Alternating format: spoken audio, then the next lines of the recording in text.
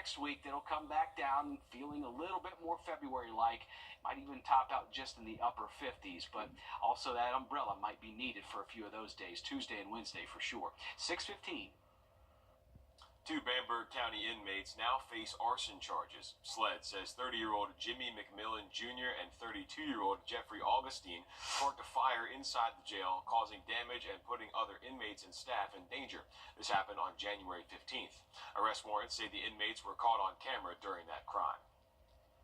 This morning, the Orangeburg County Sheriff's Office is searching for missing people. Authorities say that 19-year-old Cheyenne Campbell told her family she was going to an Airbnb in Columbia with an unknown man and hasn't been seen since. That was in January. Officials say she has ties to Wichita, Kansas and Salisbury, Maryland. Then officials say that 23-year-old Chloe Williams disappeared in December.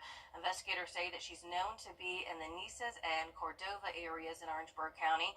If you know where they are, call the Orangeburg County Communications Center.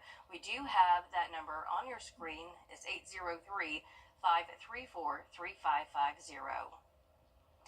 The cost of full-time child care for young children is too high for the average Georgia family. A recent report from the Economic Policy Institute found the cost of child care is often higher than in-state college tuition. As your State House reporter Abby Casoris explains, the latest plans from state lawmakers hope to give working parents some relief.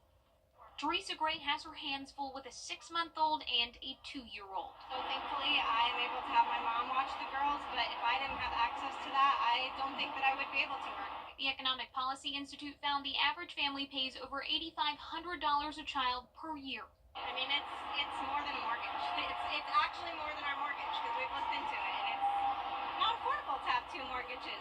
It's not just the high cost. Parents are struggling to find child care, period. After the end of federal funding through the American Rescue Plan, the Century Foundation reports that nearly 1,000 programs will close here in Georgia, leaving more than 80,000 children without care. I've got 2 young kids at home now. I've got a wife who also works, and so I'm living it. State Senator Brian Strickland chairing a special study committee to investigate Georgia's impending child care crisis. His final report helping to shape this bill, a priority bill for Lieutenant Governor Burt Jones. Jones's office says the bill includes a $250 tax credit for every child under the age of 7, expansion of an existing tax credit for child care up to $300 per year per child, and lets employers claim a larger credit for an on-site child care center. We're hearing from business owners that say, I need employees now for jobs, and I can't get employees because they're trying to balance child care issues. Tax credits allow someone to reduce their tax bill up to the limit that someone may owe, meaning if you don't owe money to the state, you can't get money back. Democrats are arguing for a refundable tax credit, $200 for children under the age of 17, and a child care tax credit worth up to the total amount a parent spends on daycare, preschool, after-school care, or summer programs. So we have a multi-billion-dollar surplus. I think this is a great opportunity, again, to invest in kids today so we can work on strengthening our economy for the future.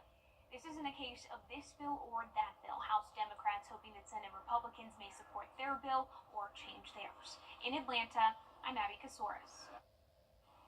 The Andy Cheek baseball fields at Diamond Lake